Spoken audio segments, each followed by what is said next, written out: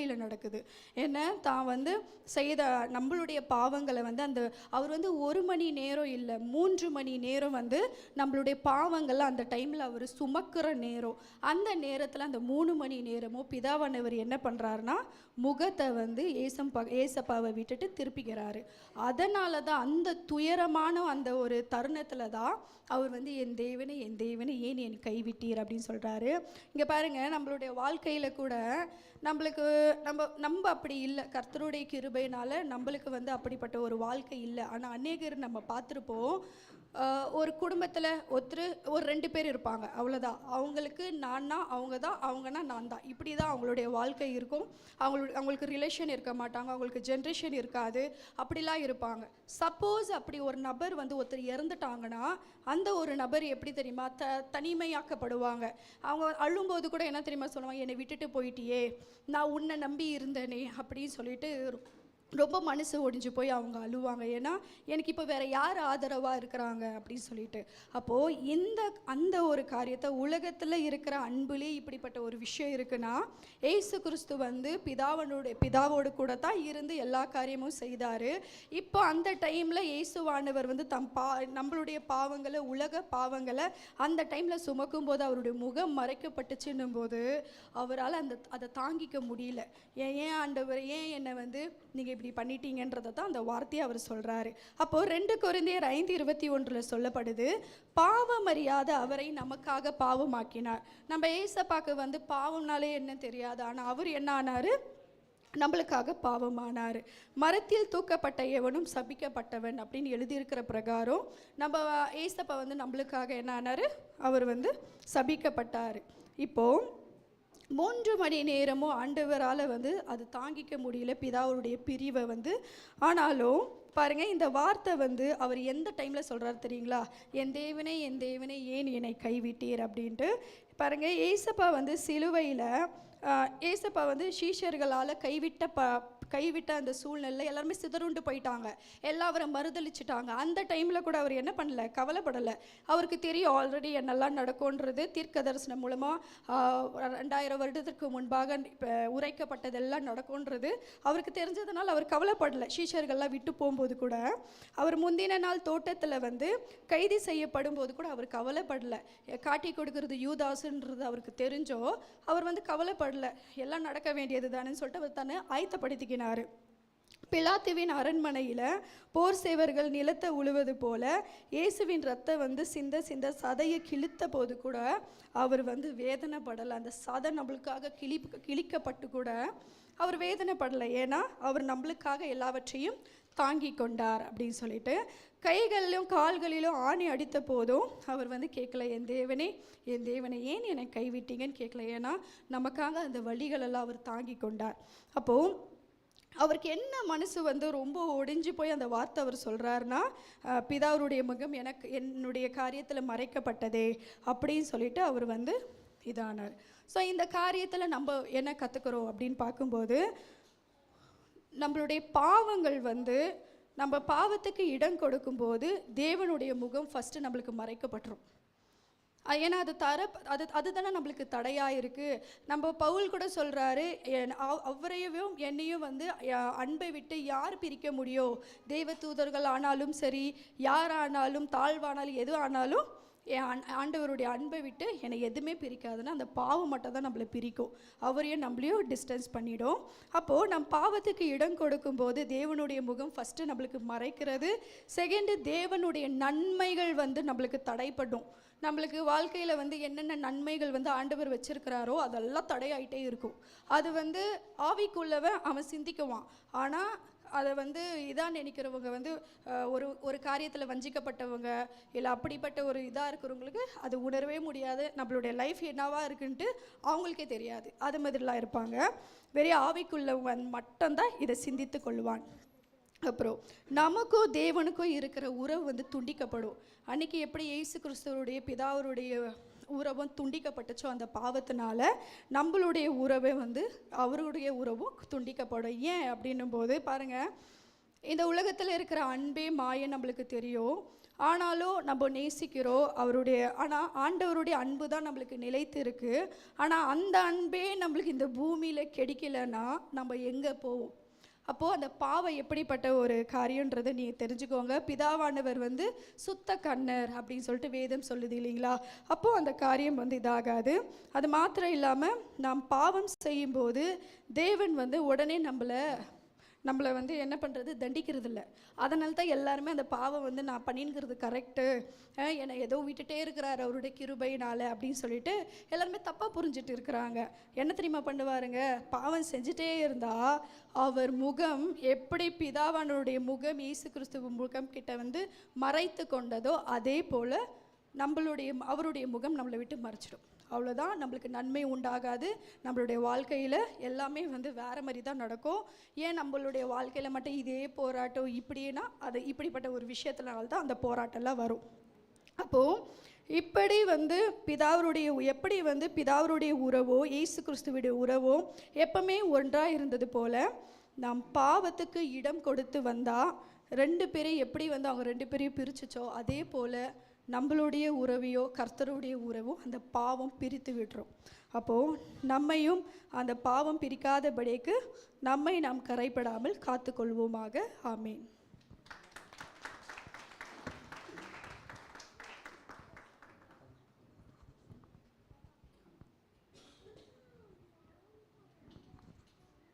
அல்லேலூயா.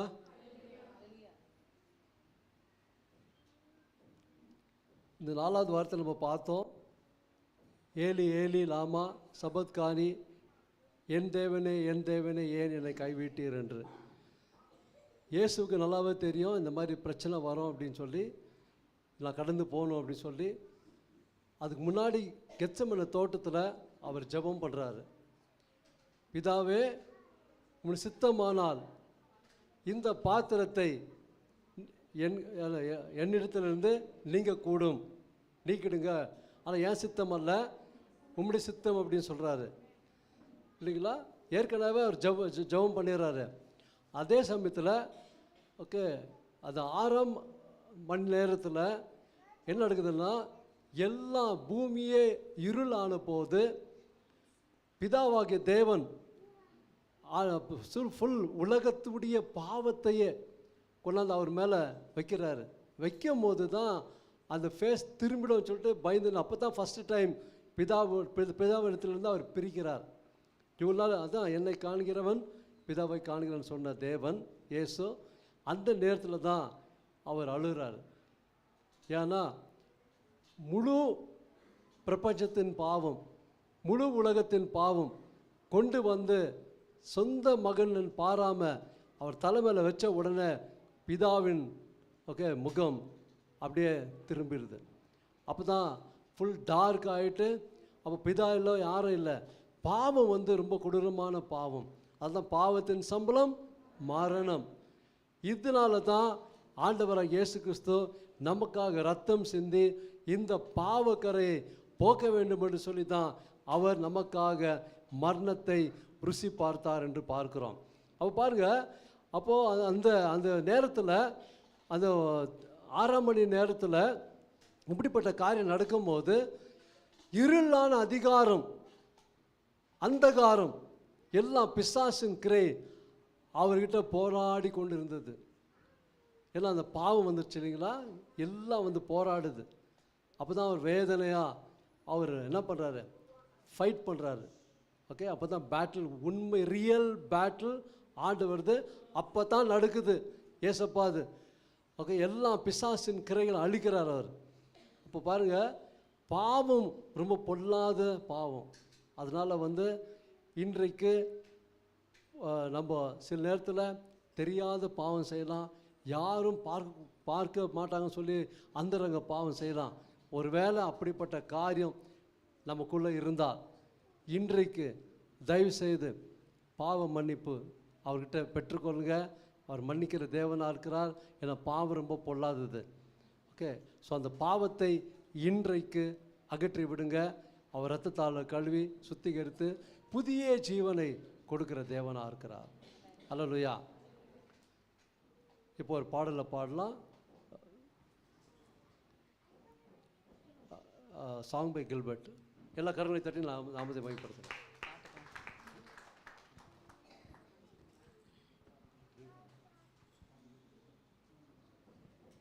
எல்லோரும் எழுந்திரிச்சு நின்று இந்த பாடலை பாடலாம். கரங்களை தட்டி ஏசப்பாவை பாடி அவருடைய அன்பை நம்ம இப்போ வந்து செலிப்ரேட் பண்ணி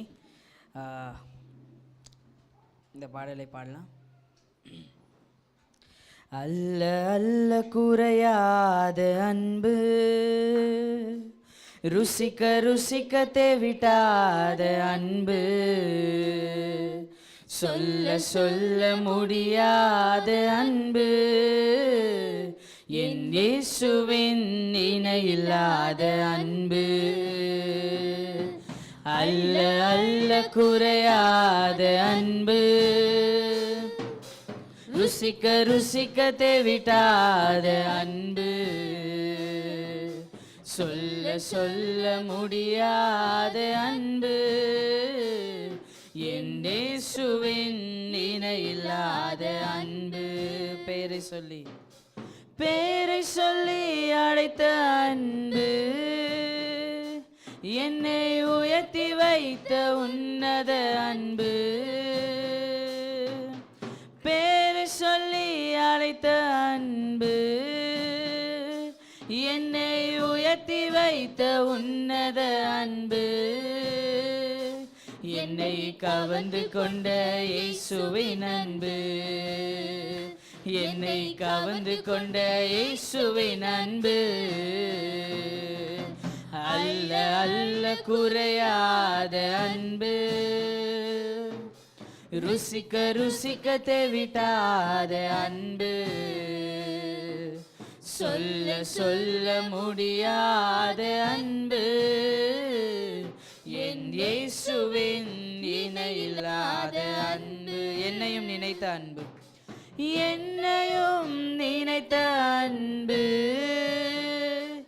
என்னை கைவிடாமல் நடத்திய அன்பு, என்னையும் நினைத்த அன்பு, என்னை கைவிடாமல் நடத்திய அன்பு, என்னை கவர்ந்து கொண்ட இயேசுவின் அன்பு, என்னை கவர்ந்து கொண்ட இயேசுவின் அன்பு. அல்ல அல்ல குறையாத அன்பு, ருசிக்க ருசிக்க தேவிட்டாத அன்பு, சொல்ல சொல்ல முடியாத அன்பு, என் இயேசுவின் இணையில்லாத அன்பு, என் இயேசுவின் இணையில்லாத அன்பு.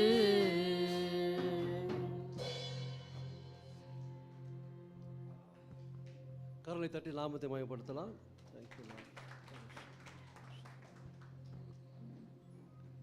இப்போ 5வது வார்த்தை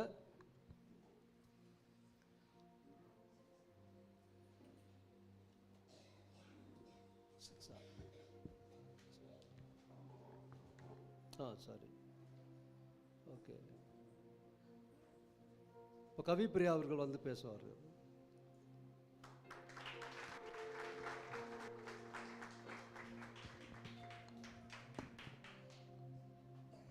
எல்லாருக்கும் ப்ரைஸ் தி லார்ட். கர்த்தர் இந்த வாய்ப்பு கொடுத்ததுக்காக கர்த்தருக்கு நன்றி செலுத்துகிறேன். பாஸ்டர் ஃபேமிலிக்கும் நான் நன்றி செலுத்துகிறேன். ஸோ இந்த வேலையில் கூட நம்ம வந்துட்டு 5th வேர்டை நம்ம பார்க்க போகிறோம். என்னென்னா ஐ தர்ஸ்ட் இல்லைங்களா? ஸோ வந்துட்டு இந்த தர்ஸ்ட்டுன்ற அனுபவம் வந்துட்டு நம்ம லைஃப்பில் எல்லாருமே ஃபேஸ் பண்ணியிருப்போம் இல்லையா? ஸோ பைபிளில் கூட நம்ம பார்த்தோன்னா இஸ்ரவேல் ஜனங்க வந்துட்டு இந்த அனுபவத்தை வந்து அவங்க ஃபேஸ் பண்ணாங்க. நம்மளுக்கு எல்லாருக்கும் தெரியும் இல்லையா? ஸோ 3 தடவை வந்துட்டு அவங்க இந்த தர்ஸ்ட்டுன்ற இந்த அனுபவத்தை வந்து அவங்க ஃபேஸ் பண்ணாங்க. ஸோ அது எங்கன்னு நம்ம பார்க்கலாம். எக்ஸோடஸ் சாப்டர் 15 17 அண்ட் நம்பர்ஸ் 20 இந்த 3 பார்ட்ஸில் வந்துட்டு அவங்க அந்த தர்ஸ்ட்டுன்ற அனுபவத்தை வந்து அவங்க ஃபேஸ் பண்ணுறாங்க. ஸோ எப்போ அவங்களுடைய வாழ்க்கையில் வந்து தர்ஸ்ட்டுன்ற அந்த அனுபவம் வருதுன்னா அவங்க ஒரு வனாந்தரத்தை கடக்கும்போது. ஸோ அதை நம்ம ஸோ தாகம், அந்த தாகத்தை வந்து எப்போ அவங்க அனுபவிக்கிறாங்கன்னா, ஒரு வனாந்தரத்தை அவங்க கடக்கும்போது தான் அந்த தாகம் வந்து அவங்க ஃபேஸ் பண்ணுறாங்க. ஸோ அதை நம்ம வசனத்தின் மூலயமா பார்க்கலாம். Exodus chapter 17 verse 1 and 2.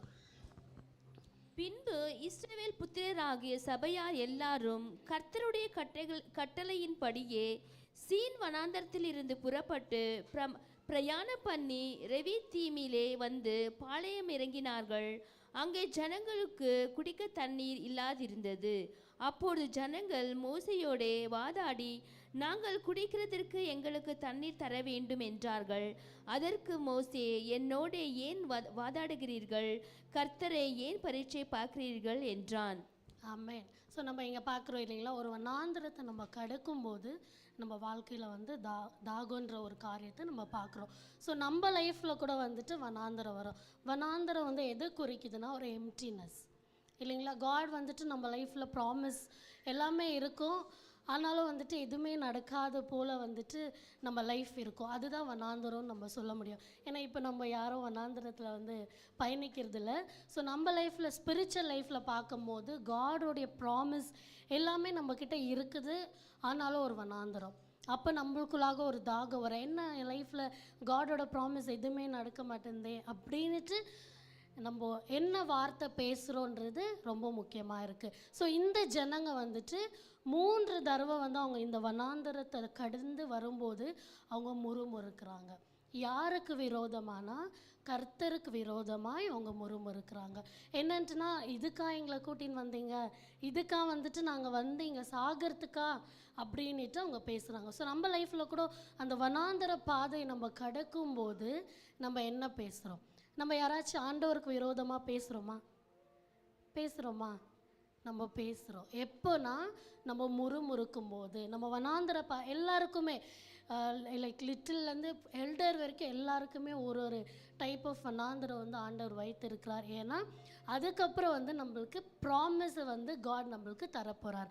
அதனால தான் அந்த வனாந்தரத்தை கடவுள் வந்துட்டு நம்மளை வந்துட்டு போக பண்ணுகிறார். அந்த நேரத்தில் நம்ம என்ன பேசுகிறோன்றது ரொம்ப முக்கியம். ஏன்னா வந்து நம்பர்ஸில் நம்ம பார்க்குறோம், நம்பர்ஸ் சாப்டர் 20 verse 12.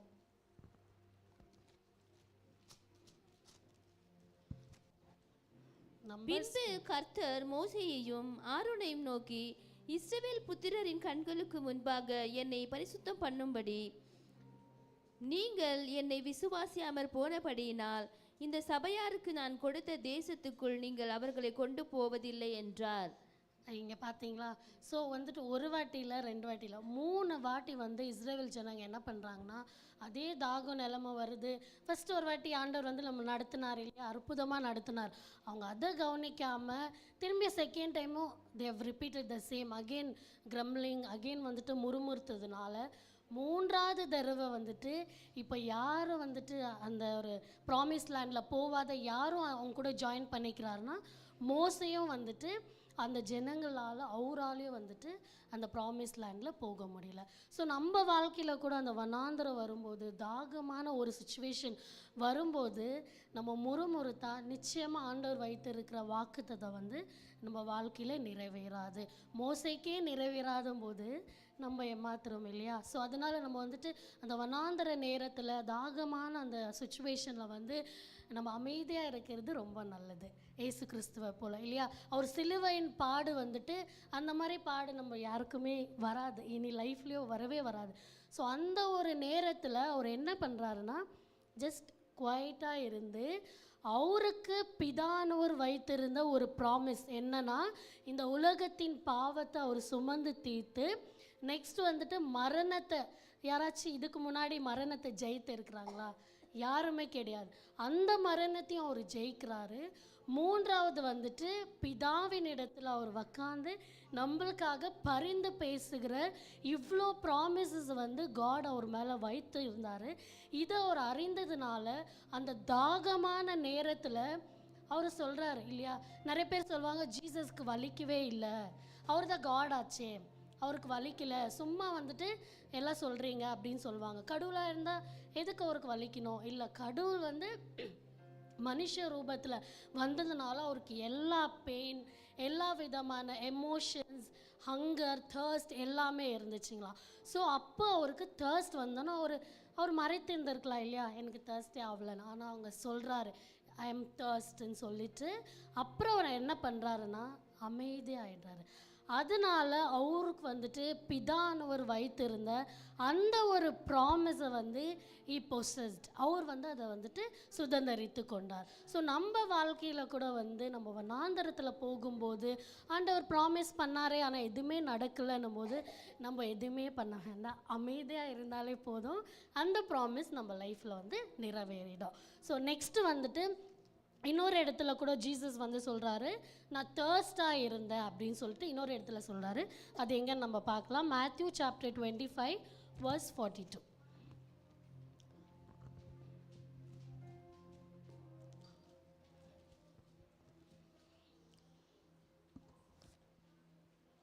அப்பொழுது சகல ஜனங்களும் அவருக்கு முன்பாக சேர்க்கப்படுவார்கள். மேத்யூ 25:42. பசியாயிருந்தேன், நீங்கள் எனக்கு போஜனம் கொடுக்கவில்லை. தாகமாயிருந்தேன், நீங்கள் என் தாகத்தை தீர்க்கவில்லை. ஆமென். ஸோ இந்த இடத்துல வந்து ஆண்டவர் வந்துட்டு அங்கே இருக்கிற ஜனங்களை பார்த்தும் நம்மளை பார்த்து கடவுள் சொல்கிறாரு என்னன்னா வந்துட்டு நான் தாகமாக இருந்தேன், நீங்கள் எங்களுக்கு வந்து என்ன பண்ணலை, தண்ணி கொடுக்கல அப்படின்னு சொல்லி. ஸோ அந்த கீழே வசனத்தில் 43 படிங்க அக்கா.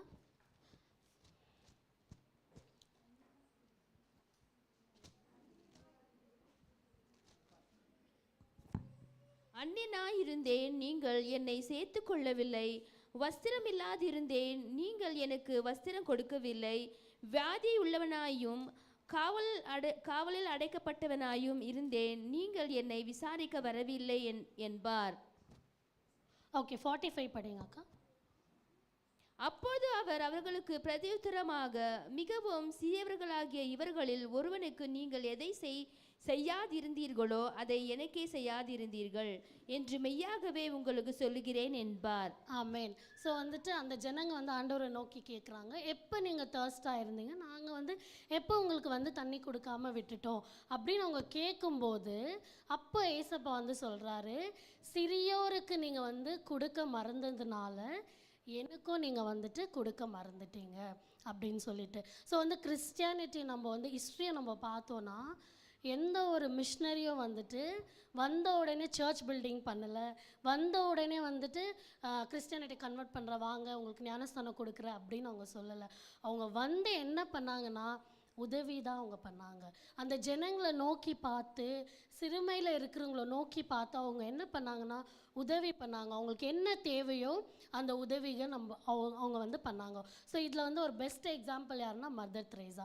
நம்மளுக்கு எல்லாருக்கும் தெரியும் இல்லைங்களா, அவங்க வந்து கால்கட்டாவில் வந்துட்டு அவங்க ஊழியம் பண்ணும்போது அவங்க போயிட்டு அந்த சிறியவருக்காக ஊழியம் பண்ணணும்னு சொல்லிட்டு ஃபண்ட் ரைசிங் பண்ணும்போது அவங்க போய் என்ன பண்ணுறாங்கன்னா போயிட்டு ஒரு நபர்கிட்ட அவங்க கேட்குறாங்களா, இந்த மாதிரி இந்த ஆர்ஃபனேஜ் பிள்ளைகளுக்காக, தேர் நாட் ஆர்ஃபனேஜ், அவங்கெல்லாம் ரோட்டில் வந்துட்டு விடப்பட்ட பிள்ளைங்களுக்காக அவங்க போயிட்டு ஃபண்ட் ரைஸ் பண்ணுறாங்க.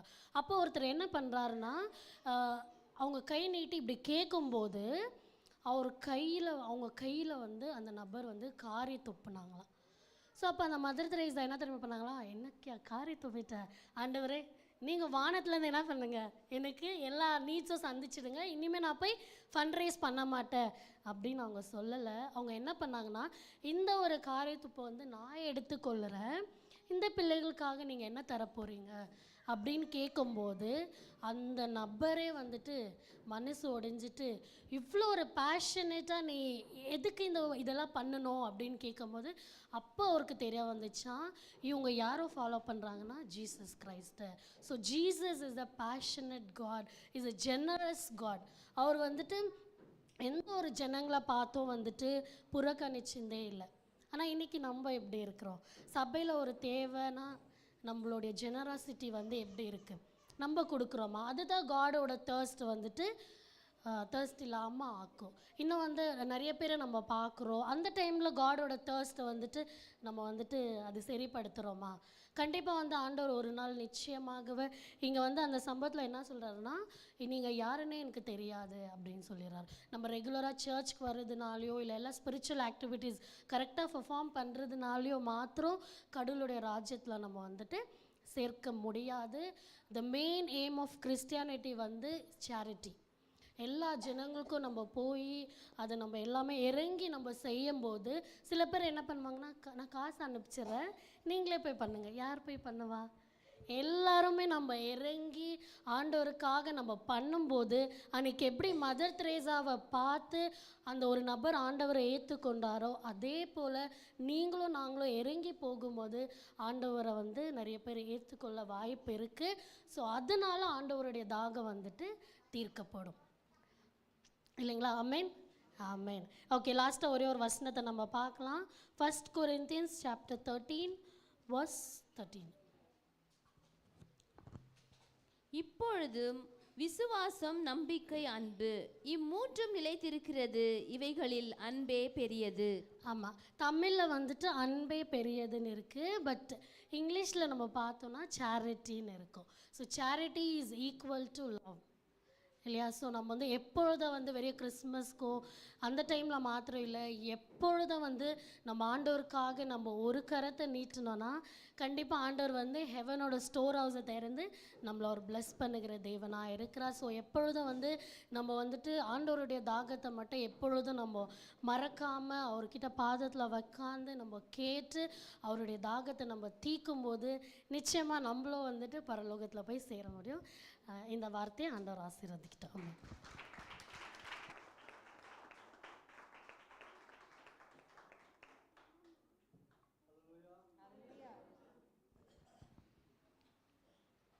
ஆண்டவராக இயேசு கிறிஸ்து சொன்னார், நான் தாகமாக இருக்கிறேன் என்று. அங்கே 2 காரியத்தை குறித்து பார்க்குறோம். ஒன்று வந்து சரீரத்துக்குரிய தாகத்தில் அவர் இருந்தார். ஏன்னா இரவு அவர் அரெஸ்ட் பண்ணி மத்தியானம் 3 மணி வரைக்கும் அவர் தண்ணி இல்லாமல் எதுவுமே இல்லாமல் இருக்கும்போது அவருக்கு தாகம், அந்த தாகத்தை குறிக்குது. 2வது தாகம் வந்து ஆத்ம தாகம். இந்த ஆத்மா தாகம் தான் ரொம்ப பெரிய தாகம் ஆண்டவர் இயேசுக்கு இருந்தது. அதனால தான் அந்த கல்வனை கூட கடைசி நேரத்தில் உயிர் போகிற நேரத்தில் கூட ரட்சிப்பு கொடுத்து எடுத்துன்னு போனார். அல்லேலூயா. இந்த ஆத்ம தாகம் நமக்குள்ளே இருக்குதா என்று சற்று ஆராய்ந்து நம்ம பார்க்கணும். இன்னொரு சம்பவத்தை பார்க்கலாம், சுருக்கமாக முடிக்கிறேன் நான். ஏன்னா ஆவியானவர் எனக்குள்ளே பலமாக அது வெளிப்படுத்தினார். எல்லாம் படித்தது தான்.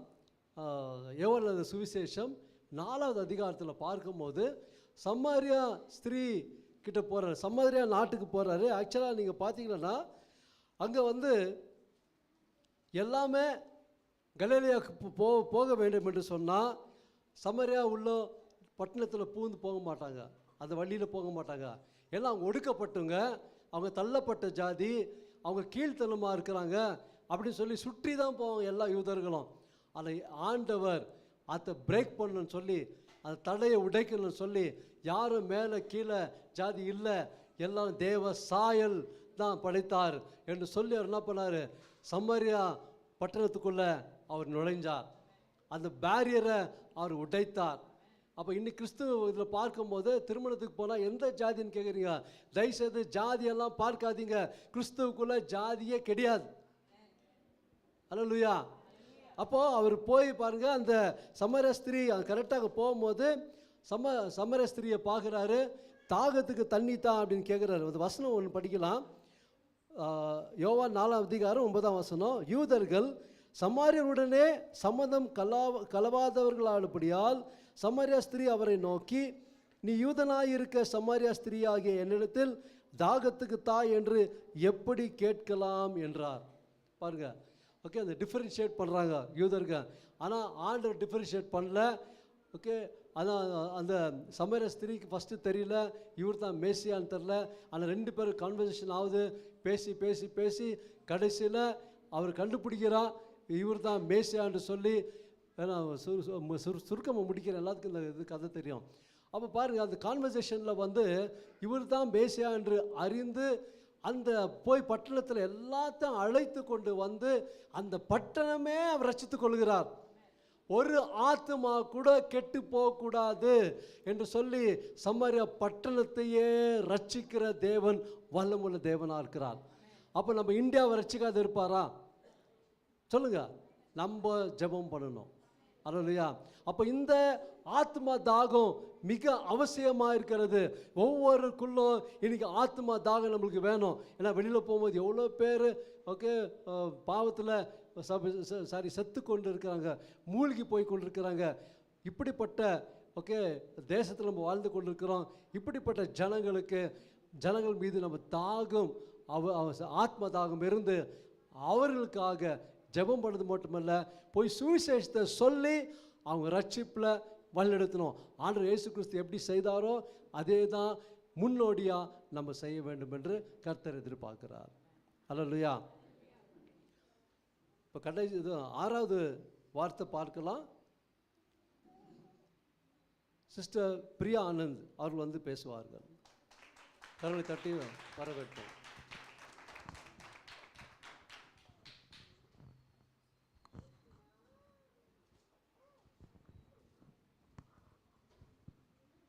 ஹல்லேலூயா, பிரைஸ் தி லார்ட். முதலாவது கர்த்தருக்கு வந்து நான் நன்றியை செலுத்துகிறேன். என்னை இந்த இடத்துல கர்த்தர் தகுதிப்படுத்தி என்னை வந்து இந்த இடத்துல நிறுத்தின தேவனுக்கு நான் நன்றியை செலுத்துகிறேன். அப்புறமா என்னுடைய ஆவிக்குரிய தாய் தகப்பனுக்கும் நான் தேவனுக்கு நன்றியை செலுத்துகிறேன். நம்மளுக்கு அன்பாக ஆண்டவர் கொடுத்த நம்ம சர்ச்சில் இருக்கிற 2 பாஸ்டர்களுக்காகவும் நான் நன்றியை செலுத்துகிறேன். ஏன் நன்றி செலுத்துகிறேன்னா, நம்ம அப்பா அம்மா எப்படி இருக்கிறாங்களோ அதே போல் தான் அவங்களும் இருக்கிறாங்க. அதுக்காக நன்றி செலுத்துகிறேன். கர்த்தருடைய வார்த்தையை கேட்கும்படியாக ஆர்வமாக வந்திருக்கிற சபையார் அனைவருக்கும் நான் கர்த்தருக்கு நன்றியை செலுத்துகிறேன். ஏசப்பா வந்து சிலுவையில் இருக்கும்பொழுது பேசின 7 வார்த்தையை நம்ம வந்து பார்த்துன்னு வந்துன்னு இருக்கிறோம். அதில் வந்து 6ஆம் வார்த்தையை பார்க்கலாம்.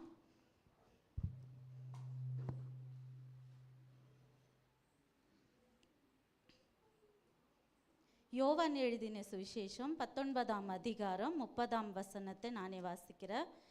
இயேசு காடியை வாங்கின பின்பு முடிந்தது என்று சொல்லி தலையை சாய்த்து ஆவியை ஒப்பு கொடுத்தார்.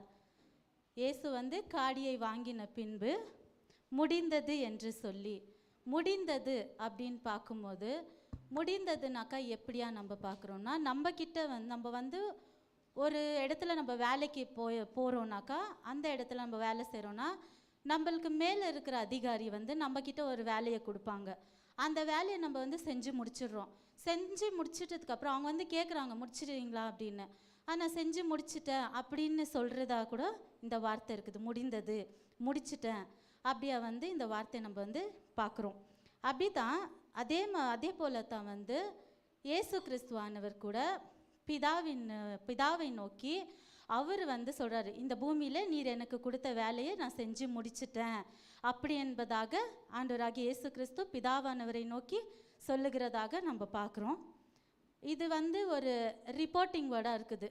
அதாவது ரிப்போர்ட்டிங் வேர்ட்னா தமிழில் வந்து அறிக்கையிடுதல் அப்படியாக நாங்கள் பார்க்குறோம். ஏசப்பா வந்து பிதாவானவருடைய கிரியையை செய்து முடித்தார். கிரியைனாக்கா அது ஒரு வேலை. அப்படின்னா ஏசப்பா வந்து அது எப்படியாக செய்து முடித்தார், அது எப்படி அவரே சொல்லியிருக்கிறாரு, ஏசப்பாவே சொல்லியிருக்கிறாரு. நம்ம வசனத்தின் பார்க்கலாம். யோவான் எழுதின சுவிசேஷம் 17ஆம் அதிகாரம் 4ஆம் வசனத்தில் வாசிக்கிறேன். பூமியிலே நான் உம்மை மகிமைப்படுத்தினேன், நான் செய்யும்படி நீர் எனக்கு நியமித்த கிரியையை செய்து முடித்தேன். யார் சொல்கிறாரு? ஏசப்பா வந்து சொல்கிறாரு. அவரை அனுப்பினவர் யார்? பிதாவானவர். அவர் கொடுத்த கிரியையை, அவர் கொடுத்த வேலையை செய்து முடித்தேன் என்பதாக இயேசுவானவர் வந்து சொல்கிறாரு. அவர் வந்து முடித்ததுனால தான் சொல்கிறாரு. இரண்டாவதாக ஏசப்பா வந்து பிதாவானவருடைய சித்தத்தை செய்து முடித்தார். அவருடைய சித்தத்தை செய்து முடித்து அநேக இடத்துல நம்ம பார்த்துருக்குறோம். இந்த சம்பவத்தையும் நம்ம பார்க்கலாம். எந்த மாதிரி அவர் சித்தத்தை செய்து முடித்தார்? ஏசப்பா வந்து கெத்செமனே தோட்டத்தில் ஜெபம் பண்ணினார். அவர் ஜெபிக்கும் பொழுது எப்படியாக ஜெபித்தார் நம்ம எல்லாருக்குமே தெரியும். 3 முறையாக ஜெபிக்குவார். மத்தேயு எழுதின சுவிசேஷம் 26ஆம் அதிகாரத்தில் 39லேருந்து 44 வரைக்கும் அவர் 3 தடவை போய் ஏசப்பா வந்து ஜெபம் பண்ணுறாரு. அந்த ஜெபம் எப்படியா இருக்குது? நம்ம அந்த வசனத்தை வாசிக்கலாம். 39ஆம் வசனத்தை நான் வாசிக்கிறேன். பிதாவே, இந்த பாத்திரம் என்னை விட்டு நீங்க கூடுமானால் நீங்கும்படி செய்யும், ஆகிலும் என் சித்தத்தின்படி அல்ல, உம்முடைய சித்தத்தின்படியே ஆகக்கடவது என்று ஜெபம் பண்ணினார். எப்படியாக ஏசப்பா வந்து ஜெபம் பண்ணினாரு?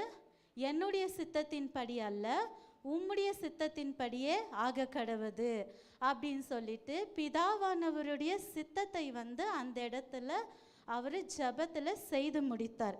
அவருடைய சித்தத்தை நிறைவேற்றி முடிப்பதில் அவர் வந்து உண்மை உள்ளவராக இருந்தார். ஏசப்பா வந்து மிகவும் உண்மை உள்ளவராக இருந்தார் என்பதாக நம்ம பார்க்கிறோம். ஏசப்பாவுக்கு பிதாவானவருடைய சித்தத்தை செய்து முடிப்பது எப்படியாக இருந்துச்சுன்னு நம்ம பார்க்கலாம். யோவான் எழுதின சுவிசேஷம் தான் 4ஆம் அதிகாரம் 34ஆம் வசனத்தில் வாசிக்கிறேன். இயேசு அவர்களை நோக்கி, நான் என்னை அனுப்பினவருடைய சித்தத்தின்படி செய்து அவருடைய கிரியையை முடிப்பதே என்னுடைய போஜனமாக இருக்கிறது. போஜனமாக இருக்கிறதுனா நம்மளுடைய வாழ்க்கையில் நம்ம எல்லா வேலை செய்கிறோம், சம்பாதிக்கிறோம், எல்லாமே பண்ணுறோம். அதுக்கு நம்மளுக்கு பலன் வேணும். நம்ம எவ்வளோ கஷ்டப்பட்டாலும் அந்த சாப்பாடுக்காக தான் நம்ம முக்கியமாக கஷ்டப்படுறது எல்லாமே. நம்ம எது சேர்த்து வச்சாலும் அதை நம்ம சாப்பிட முடியறதில்ல. அப்போ எவ்வளோ இம்பார்ட்டண்ட்டு சாப்பாடுக்கு இருக்குன்னா, ஏசப்பாக்கு அதை வந்து அவர் வந்து சொல்கிறாரு, அவருடைய சித்தத்தை செய்வது எனக்கு போஜனமாக இருக்கிறது அப்படின்னு ஏசப்பா சொல்கிறாரு. ஏசப்பாக்கு அநேக பாரங்கள் இருந்தது. நம்மளுடைய இந்த உலகத்தின் பாவங்களை சுமந்தார் அவர். அவருக்கு எவ்வளோ பாரங்கள் இருந்திருக்கும், நம்மளால் அது யோசிக்க கூட முடியாது. அப்போது ஏசப்பாவுடைய மரணம் வந்து கண்டிப்பாக ஏசப்பாவுக்கு தெரிஞ்சிருக்கும். அவர் எப்படியாக வந்து பாடுபட போகிறாரு, எப்படியாக மரிக்க போகிறார் என்பதாக காரியங்கள் அவருக்கு வந்து முன்பதாகவே தெரிஞ்சிருக்கும். அப்போ அவருக்கு தெரிஞ்சதுனால தான் அவர் என்ன பண்ணுறாரு, சீஷருங்க கிட்டலாம் அவர் சொல்கிறாரு, மனுஷகுமாரன் வந்து காட்டி கொடுக்கப்படுவார், இப்படியாக வந்து அவரை வந்து சிலுவையில் போடுவாங்கன்னு இப்படியெல்லாம் வந்து அவர் சொல்லியிருக்காரு. அவருக்கு தெரிஞ்சதுனால தான் அவர் சொல்லியிருக்கிறாரு. அவருக்கு எவ்வளோ பாரங்கள் இருப்பினும் ஆனாலும் அவர் என்ன பண்ணுறாரு, பிதாவானவருடைய சித்தத்தை நிறைவேற்றுவதில் அவர் வந்து நிறைவேற்ற பிரயாசப்பட்டார். அவர் வந்து சாதாரணமாக சும்மா வந்து சித்தத்தை அவர் செய்கிறதுல அதை ஆட்டோமேட்டிக்காக நடக்கலை. அவரும் வந்து பிரயாசப்பட்டார். அவர் பிரயாசப்பட்டதுனால மட்டும்தான் பிதாவானவருடைய சித்தத்தை அந்த இடத்துல அவர் செய்ய முடிஞ்சிச்சு. முடிந்தது என்ற நம்ம பார்க்குற அந்த வார்த்தைக்கு ஒரு சில எனக்கு தெரிஞ்சபடி நான் சொல்கிறேன். முடிந்ததுனாக்கா நம்ம வந்து ஏதாவது ஒரு பொருள் வாங்குகிறோம், ஒரு நகையோ இல்லை ஏதாவது ஒரு நிலமோ ஏதோ ஒன்று வாங்குகிறோம். அப்போ வாங்கும் பொழுது நம்ம அதுக்கான பணத்தை நம்ம கட்டிட்ட பிற்பாடு அவங்க என்ன பண்ணுறாங்க, பில்லை வந்து பெய்டு அப்படின்னு சொல்லிட்டு ஒரு அந்த ரசீதோ இதில் வந்து முதிரை போட்டு தந்துடுவாங்க, நம்ம காசை கட்டிட்டோம் முழுசான்னு சொல்லிட்டு. அப்போ அதுக்கான அர்த்தம் என்னன்னாக்கா, நம்ம வந்து திரும்பவும் அந்த பொருளுக்காக பணத்தை நம்ம திரும்ப கட்ட வேண்டிய அவசியம் கிடையாது.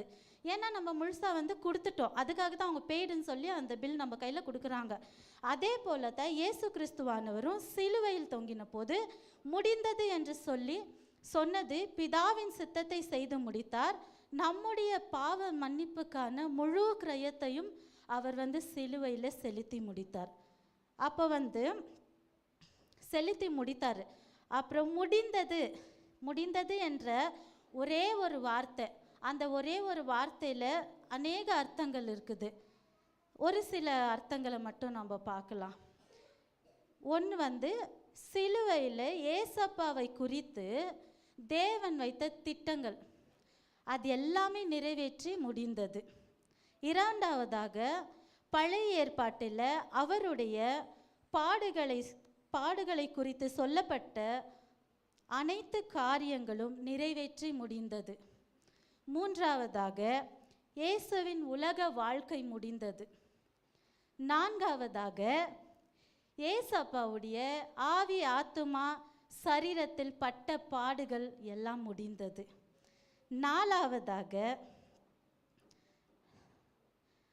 ஐந்தாவதாக நம்ம செஞ்ச பாவத்துக்காக, நாம் செஞ்ச அக்கிரம அநியாயங்களுக்காக, துரோகங்களுக்காக, நம்மளுடைய வியாதிகளுக்காக, கசப்புகளுக்காக, நம்மளுடைய ஏழ்மைத்தனத்தை போக்குவதற்காக, நம்மளுடைய தலைமுறையின் சாபங்களை நீக்குவதற்காக, எல்லாவற்றுக்கும் மேலாக நம்மளை வந்து மீட்டு கொள்வதற்காக ஏசப்பா வந்து அவர் வந்து எல்லாவற்றிற்காகவும் முழு கிரயத்தையும் அவர் சிலுவையில் செலுத்தி முடித்தார், முழுவதாக செலுத்தி முடித்தார். இத்தனை காரியங்களுக்காகவும் அவர் வந்து என்ன பண்ணாரு, சிலுவையில் முழு கிரயத்தை செலுத்தி முடித்து விட்டார். இதுக்காக நம்ம செலுத்த வேண்டிய அவசியம் இல்லை, அவரே செலுத்தி முடித்தார் என்பதாக நம்ம பார்க்குறோம். இப்படி தான் நாம் கூட ஒரு சில நேரங்களில், ஒரு சில நாட்களில் கர்த்தருடைய தேவனுடைய சித்தம் என்னன்னு நம்ம வந்து தெரிஞ்சிக்காமலே இன்னும் அநேகர் இருக்கிறோம். ஒரு சில பேர் தெரிஞ்சுமே, தேவனுடைய சித்தத்தை தெரிஞ்சுமே அதை வந்து கேர்லெஸ்ஸாக விட்டுடுறாங்க. ஆண்டவர் அவருடைய சாயலாக நம்மளை சிருஷ்டித்து இருக்கிறாரு. அவருடைய ரூபமும் அவருடைய அந்த சுபாவம், அவருடைய கேரக்டர் வந்து நம்ம இன்னும் கூட பெற்றுக்கொள்ளாமல் அநேகர் இருக்கிறோம் இந்த நாட்களில். அப்படி வந்து தெரிஞ்சும் வந்து சிலர் வந்து இருக்கிறாங்க. அப்படி இருக்கிறாங்க எதுக்காக வந்து தேவன் வந்து நம்மளை வந்து சிருஷ்டித்தார், எதுக்காக வந்து நம்மளை ரட்சித்தார், எதுக்காக அழைத்தார், எதுக்கு நம்மளை வந்து இந்த காட் ஆஃப் மர்சி சபையில் வைத்திருக்கிறாரு, எதுக்காக கேர்சல் ப்ரேயருங்க இருக்குது, எதுக்காக வந்து fasting prayer, monthly fasting prayer இருக்குது, அதிகாலை ஜபம், எத்தனை ஜபம் இருக்குது. இன்றைக்கி கூட பாருங்கள், அநேகர் இல்லை. இன்றைக்கி லீவ் இருந்து அநேகர் இல்லை, சித்தத்தை அறியாமல் இருக்கிறாங்க. நம்மளுடைய ரட்சிப்பு எதற்காக ஆண்டவர் நம்மளை ரட்சித்திருக்கிறாரு, எதற்காக அழைத்திருக்கிறாரு இன்னும் கூட யாரும் அறியாமல் இருக்கிறாங்க. அப்படியெல்லாம் நம்ம இருந்தோம்னா, தெரியாமல் இருக்கிறவங்களது வேற, தெரிஞ்சும் நம்மளுடைய அழைப்பு, நம்மளுடைய ரட்சிப்பு தெரிஞ்சும் அவருடைய சித்தம் என்னவென்று நம்ம அறிந்தோம் செய்யாமல் நம்ம இருந்தோம்னா எப்படியா ஆண்டவர் நம்மளை சொல்லுவார்? நம்ம வந்து அவர் எப்படி சொல்லுவார் முன்னாடி, இப்போ நான் எப்படி சொல்லுவாருன்றது தெரியாது. ஆனால் நம்மளுக்கு எல்லாம் தெரிஞ்ச ஒரு விஷயம், இந்த வேதத்தில் மத்தேயு எழுதின சுவிசேஷத்தில் நம்ம 25ஆம் அதிகாரத்தில் 14லேருந்து 30 வரைக்கும் தூர தேசத்துக்கு பிரயாணமாக போகிற ஒரு மனுஷன் இருக்கிறாரு. அவர் வந்து என்ன பண்ணுறாரு, அவருடைய ஆஸ்திகளெல்லாம் விற்றுட்டு வந்து அவங்க ஊழியக்காரங்க கையில் கொடுத்துட்டு போகிறார். நம்ம எல்லாருக்கும் தெரியும், ஒருத்தருக்கு 5 தாலந்தாகவும், ஒருத்தருக்கு 2ஆகவும், ஒருத்தருக்கு 1ஆகவும் கொடுத்துட்டு போகிறாரு. ரிட்டன் அவர் வரும்போது என்ன பண்ணுறாங்க, அவங்களுக்கு கொடுத்தது எல்லாம் ரெட்டை தனியாக அவங்க திருப்பி கொடுக்குறாங்க. அந்த 1 தாலந்து வாங்கினவர் என்ன பண்ணார், அது நம்மளுக்கு தெரியும். அப்போ வந்து அந்த எஜமான் என்ன சொல்கிறாரு, அந்த ஊழியக்காரனை பார்த்துட்டு 26ஆம் வசனம் 30ஆம் வசனத்தை பார்க்கலாம். பொல்லாதவனும் சோம்பலுமான ஊழியக்காரனே அப்படின்ட்டு அந்த எஜமான் சொல்கிறாரு. பொல்லாதவனும்னாக்கா எப்படி, நம்ம அவருடைய சித்தத்தை செய்யாமல் இருக்கும்போது அவருடைய பார்வைக்கு நம்ம பொல்லாதவங்களாக தான் காணப்படுவோம்.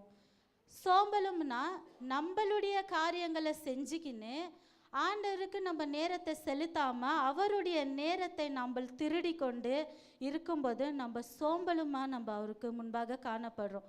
பொல்லாதவனும் சோம்பலுமான ஊழியக்காரனே.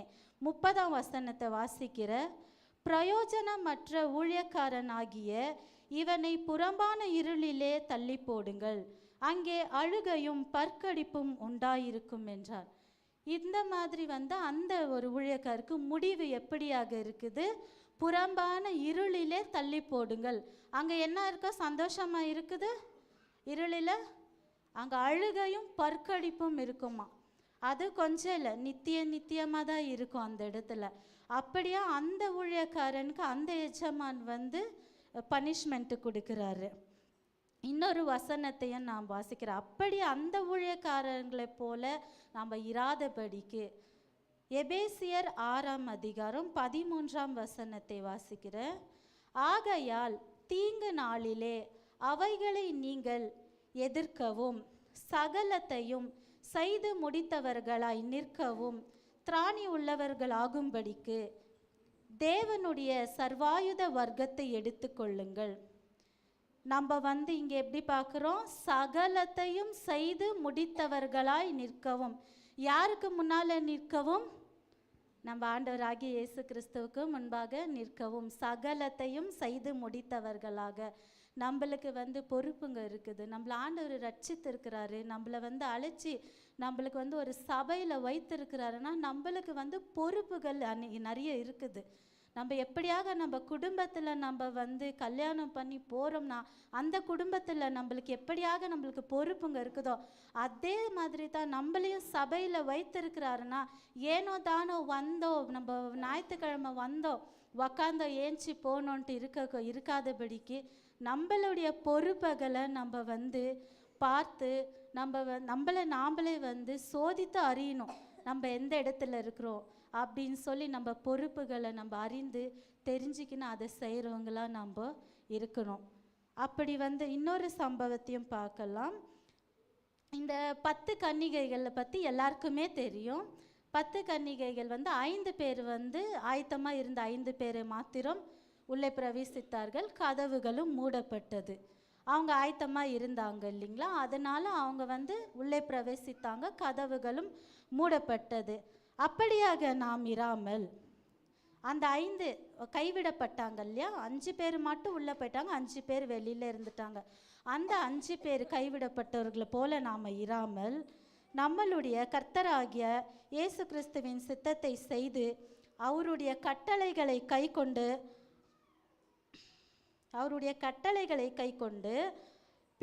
ஏசப்பா வந்து எப்படி பிதாவானவரை நோக்கி முடிந்தது என்பதாக சொன்னாரோ அதே போல நாமளும் நம்மளுடைய மணவாளன் வரும்போது எல்லாவற்றையும் செய்து முடித்தவர்களாக நாம் வந்து காணப்படுவோமாக.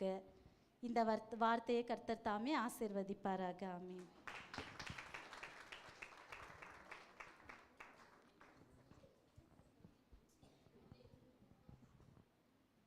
எல்லாம் முடிந்தது என்று பார்க்கிறோம்.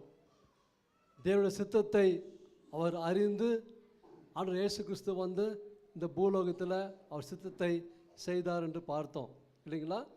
இப்போ பார்த்தீங்கன்னா எபிரேயர் எழுதின நிருபம் 10வது அதிகாரம், இது படித்தா தான் உங்களுக்கு எல்லாம் புரியும். அதுதான் எபிரேயர் 10வது அதிகாரம் 5ஆம் வசனம் படிக்கிறேன், நான் வாசிக்கிறேன். ஆகையால் ஹீப்ரூ சாப்டர் 10 verse from 5. ஆகையால் அவர் உலகத்தில் பிரவேசிக்கும் போது பலியையும் காணிக்கையும் நீர் விரும்பவில்லை, ஒரு சரீரத்தை எனக்கு ஆயத்தம் பண்ணினீர். ஒரு சரீரத்தை பிதாவாக தேவன் ஆயத்தம் பண்ணினார். ஏன்னால் ஆண்டவர் இயேசு கிறிஸ்து வந்து வாசம் பண்ணி எல்லாரும் ஜனங்கள் மத்தியில் வாழ்ந்து அவர் நமக்காக எல்லா ஜனங்களுக்காக அவர் அவர் பாவத்தை சுமந்து அவர் மரித்து எல்லாருக்கும் ரட்சிப்பு கொடுக்க வேண்டும் என்று சொல்லி தான் தேவனுடைய சித்தமாக இருந்தது. அதான் பார்க்குறோம். 6வது வசனம் வாசிக்கிறேன்.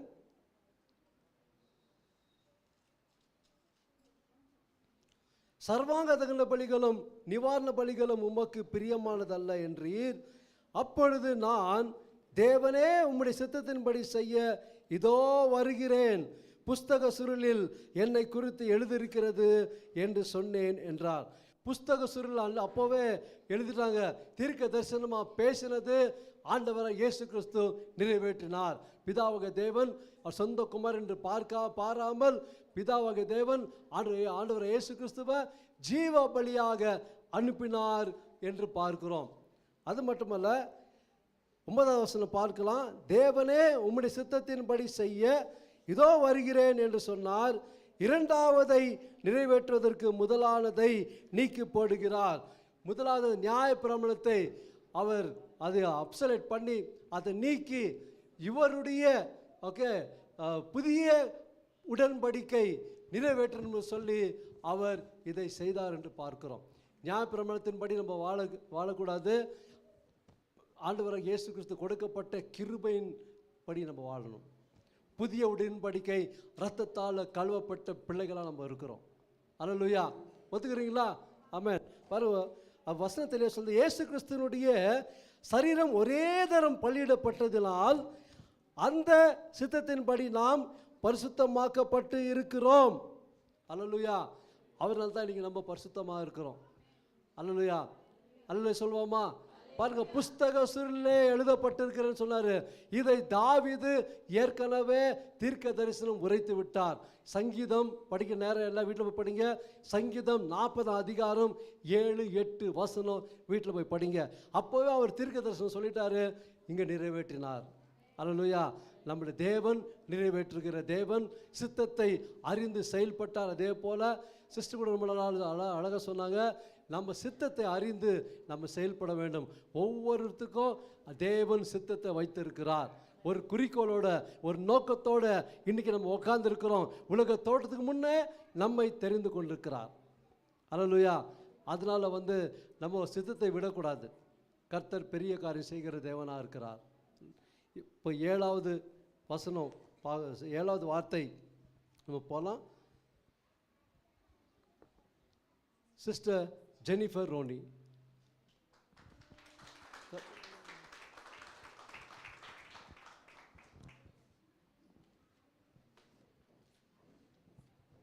Price the Lord. கர்த்தருடைய பரிசுத்த நாமத்துக்கு ஸ்தோத்திரம். இப்போ நம்ம ஆண்டவராகிய இயேசு கிறிஸ்து சிலுவையில் கூறின கடைசி வார்த்தை, 7வது வார்த்தை என்னன்னு சொல்லி நம்ம தியானிக்க போகிறோம். அந்த வார்த்தை என்ன வார்த்தைனா, லூக்கா எழுதின சுவிசேஷம் 23ஆம் அதிகாரம் 46ஆம் வசனம் வாசிங்க. லூக்கா 23 வசனம் 46. இயேசு, பிதாவே, உம்முடைய கைகளில் என் ஆவியை ஒப்புவிக்கிறேன் என்று மகா சத்தமாய் கூப்பிட்டு சொன்னார். இப்படி சொல்லி ஜீவனை விட்டார். நம்ம ஆண்டவராகிய இயேசு கிறிஸ்து இந்த வார்த்தையிலேருந்து நமக்கு என்ன கற்றுக் கொடுக்குறாருன்னா, பிதாவே உம்முடைய கைகளில் என் ஆவியை ஒப்புவிக்கிறேன் என்று மகா சத்தமாய் கூப்பிட்டு இப்படி சொல்லி ஜீவனை விட்டா. இங்கே ஒரு முழுமையான அர்ப்பணிப்பையும் ஒப்பு கொடுத்தலையும் இந்த வார்த்தை நமக்கு வெளிப்படுத்துது. அவர் ஒரு மனுஷனாக இந்த உலகத்துக்கு சர்வ வல்லமை உள்ள தேவன், அவரால் எல்லாமே செய்கிறதுக்கு முடியும். ஆனால் அப்படிப்பட்ட தேவன் இந்த உலகத்துக்கு நம்மளை மாதிரி ஒரு மனுஷனாக எல்லா காரியங்களையும், ஆனால் எல்லாத்துலேயும் அவர் அந்த பிதாவின் சித்தத்தை வெளிப்படுத்தினார். அந்த சித்தத்தை விட்டு அவர் என்னைக்குமே விலகலை. அவரோட சித்தத்தின் படி எல்லாமே செஞ்சு கடைசியில் முடியும் போது அவர் ஒரு மனுஷன் கையில் தன்னோட ஆவியை ஒப்பு கொடுக்கல.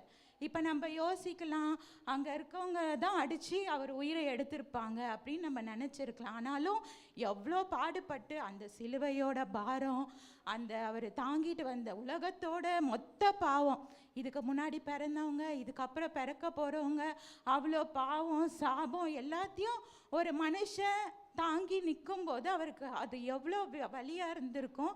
ஆனால் அப்போ கூட அந்த வழியில் அவர் அந்த உயிரை விடலை. மனுஷன் அடிக்கும்போது கூட என் உயிர் போயிடுட்டோன்ற மாதிரி விடலை. அந்த கடைசி வரைக்கும் அந்த பிதாவின் சித்தம் முடியணும்.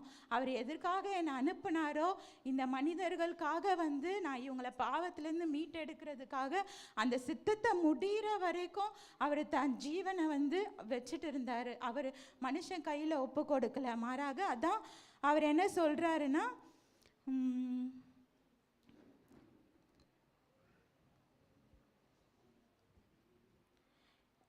லூக்கா 10ஆம் அதிகாரம் 15ஆம் வசனத்தின் பின்புறத்தை வாசிக்கலாம். நீ பாதாள பரியந்தம் மத்தேயு 10ஆம் அதிகாரம் 15ஆம் வசனம், ஆடுகளுக்காக என் ஜீவனை கொடுக்கிறேன்.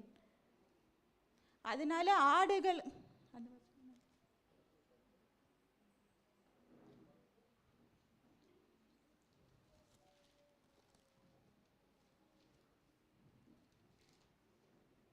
யோவான் 10ஆம் அதிகாரம் 15ஆம் வசனம் வாசிங்க. நான் என்னுடையவைகளை அறிந்தும் என்னுடையவைகளால் அறியப்பட்டும் இருக்கிறேன். ஆடுகளுக்காக என் ஜீவனையும் கொடுக்கிறேன். ஆடுகளுக்காக என் ஜீவனை நான் தான் கொடுக்கிறேன். அந்த ஜீவனை யாரும் என்னிலிருந்து எடுக்க முடியாது, மாறாக நான் கொடுக்கிறேன். அதே அதிகாரத்தில் 17-18 வசனங்களை வாசிங்க. நான் என் ஜீவனை மறுபடியும் அடைந்து கொள்ளும்படிக்கு அதை கொடுக்கிறபடியினால் பிதா என்னில் அன்பாயிருக்கிறார். ஒருவனும் அதை என்னிடத்தில் இருந்து எடுத்துக்கொள்ள மாட்டான்.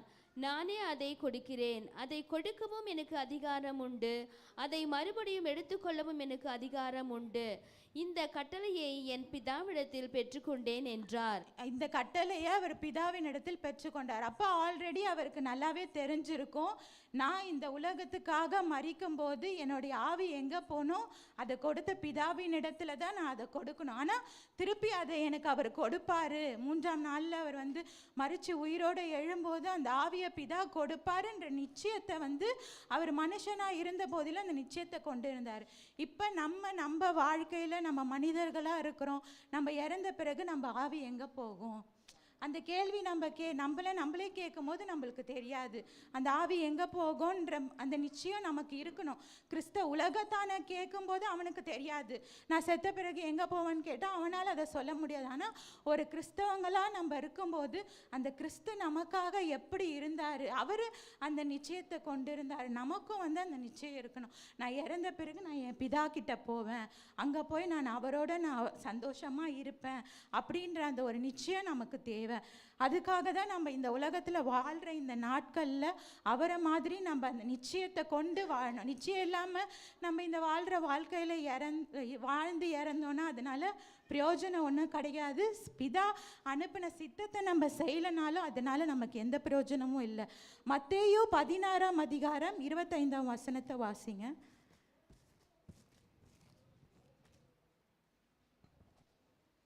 தன் ஜீவனை ரட்சிக்க விரும்புகிறவன் அதை இழந்து போவான், என் நிமித்தமாக தன் ஜீவனை இழந்து போகிறவன் அதை கண்டடைவான். தன் ஜீவனை ரட்சிக்க விரும்புவாரன் என்ன பண்ணுவான்? இழந்துடுவான். இப்போ நம்ம கூட அப்படி தான் இருக்கோம். நம்மளோட ஜீவனுக்காக தான் ஓடுறோம். நம்ம ஜீவன், நம்ம குடும்பம், நம்ம குழந்தை, அந்த மாதிரி தான் நம்மளோட ஜீவனை காத்துக்கிறதுக்கு இந்த உலகத்தில் என்னென்னலாம் நம்ம பண்ண முடியுமோ அதெல்லாம் தான் பண்ணுறோம். ஆனால் அப்படிப்பட்டவன் என்ன ஆவான்? தன் ஜீவனை இழந்து போவான்னு சொல்லி ஆண்டவர் சொல்கிறாரு. நம்ம அவருக்காக அந்த ஜீவனை நம்ம இழக்கும் போது, அவருக்காக இந்த வாழ்க்கையை நம்ம வாழ்ந்து அவருக்காக நம்ம இழக்கும்போது கண்டிப்பாக அந்த ஜீவனை திருப்ப நம்மளுக்கு பிதாவானவர் எப்படி இயேசு கிறிஸ்துக்கு கொடுக்கறதுக்கு அவர் உறுதியாக இருந்தாரோ அதே மாதிரி அந்த ஜீவனை இயேசு கிறிஸ்து நமக்கு கொடுக்கறதுக்கும் வந்து நம்ம அதில் அவருக்காக வாழும்போது அந்த ஜீவன் நமக்கு கிடைக்கும்ன்ற நிச்சயம் நமக்கு இருக்குது. அப்புறம் 1 யோவான் 3:16.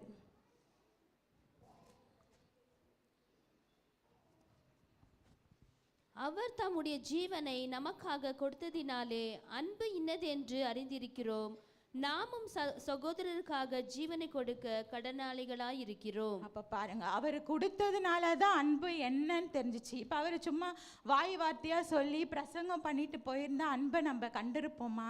இத்தனை வருஷம் அந்த அன்பை பற்றி நம்ம பேசி கூட இருக்க மாட்டோம். ஆனால் என்ன செய்து காட்டினாரு, அந்த அன்பை வந்து வெளிப்படுத்தினார். எப்படின்னு வாயோட வார்த்தையாக நிற்காம நம்ம மேலே வச்ச உண்மையான அன்பை வந்து அவர் வெளிப்படுத்தினதுனால தான் அந்த அன்பை நம்ம இப்போ வரைக்கும் பேசுகிறோம். நம்மளும் அந்த மாதிரி இருக்கணும், அவரை போல வாழணும்னு நம்மளும் நினைக்கிறோம். அப்புறம் நம்மளும் வந்து சகோதரருக்காக ஜீவனை கொடுக்க கடனாளிகளாக இருக்கணும். நம்மளுக்கு சகோதரர்கள் யார்? கிறிஸ்துவை பற்றி தெரியாதவங்க. இப்போ யாராவது வந்து இயேசு பேரை சொல்லி உன் உயிரை எடுக்கிறன்னா நம்மளுக்கு எப்படி இருக்கும்? நம்ம உடனே என்ன பண்ணிடுவோம்? இல்லை அப்படிலாம் இது பண்ணாதீங்க, நம்ம உயிரை கொடுக்க மாட்டோம். ஆனால் நம்ம கிறிஸ்தவர்களாக இருக்க நம்ம எல்லாருக்குமே நமக்கு கடன் இருக்குது. அது என்ன கடன்னா, நம்ம சகோதரர்களுக்காக அவங்க ரட்சிக்கப்படுறதுக்காக நம்ம உயிர் போனால் கூட நம்ம அந்த உயிரை விடுறதுக்கு நம்ம தயாராக இருக்கணும்னு சொல்லி இந்த வசனம் நம்மளுக்கு சொல்லுது. அதுதான் பேதுரு என்ன சொல்கிறாரு. பேதுரு வந்து 13ஆம் அதிகாரம் 37ஆம் யோவான் 13ஆம் அதிகாரம் 37ஆம் வசனம் வாசிங்க. பேதுரு அவரை நோக்கி, ஆண்டவரே, நான் இப்பொழுது உமக்கு பின்னே ஏன் வர கூடாது? உமக்காக என் ஜீவனையும் கொடுப்பேன் என்றான். அப்படி சொன்ன பேதுரு என்ன சொல்றாரு? உமக்காக என் ஜீவனை கூட கொடுப்பேன்னு சொன்ன பேதுரு கடைசியில் வந்து அவரை சேவல் கூவுறதுக்கு முன்னாடியே 3 தரம் மறுதளிச்சிட்டார். அதை கர்த்தர் அறிஞ்சிருந்தார். இன்னைக்கு நம்மளுக்கு சேவல் கூவணும்னு அவசியம் இல்லை. ஆனால் யாராவது வந்து சாகடிக்கிறேன்னு சொன்னாலே நம்ம மறுதளிச்சிருவோம். ஆனால் அப்படி இல்லாமல் பேதுரு அதுக்கப்புறம் என்ன ஆனார்? சிலுவையில் அவரை மொத்தத்தையும் அவர் பார்த்துருப்பாரு. அவர் அன்பை உணர்ந்திருப்பார். ஐயோ, இப்படிப்பட்ட ஆண்டவரை நான் மறுதளிச்சிட்டேனே, உண்மையான மெஸ்ஸியா இவர் தான். ஏன்னா கூடவே இருந்தவர் மறுதளிச்சிட்டாரு அவரை. அதுக்கப்புறம் சிலுவையில் அவரை மொத்தத்தையும் பார்த்து அவர் மனம் திரும்பி இருப்பார். மனம் திரும்பி என்னென்னா அதுக்கப்புறம் கடவுளுக்காக வந்து அவர் தன்னோட ஓட்டத்தை ஓடினார். இரத்த சாட்சியாக தன் ஜீவனை கொடுத்தாரு. ஒருவேளை பேதுருவோட ஆவி கூட வந்து கர்த்தர் இடத்துல போய் சேர்ந்துருக்கும். ஏன்னா கர்த்தர் ஆரம்பத்தில் மறுதளிச்சாலும் கடைசி வரைக்கும் அவர் கர்த்தருக்காக ஓடி அவங்கள இரத்த சாட்சியாக மறிச்சாங்க. அந்த மாதிரி நம்மளும் இருக்கணும். நம்ம ஆரம்பத்தில் இப்போ வரைக்கும் கடவுளை பற்றி நம்மளுக்கு தெரியாமல் இருந்தால் என் ஆவி அங்கே இருக்கும் தருவாயத்தில் ஒரு சந்தோஷமாக மறிச்சார். அவரை ஆண்டவர் வந்து வானத்தை திறந்து எழுது நின்று அவர் ஆவியை வந்து ஏற்றுக்கொண்டார். நம்மளும் அப்படி தான் இருக்கணும். அப்புறம் பழைய ஏற்பாடில் பார்த்தோன்னா எந்த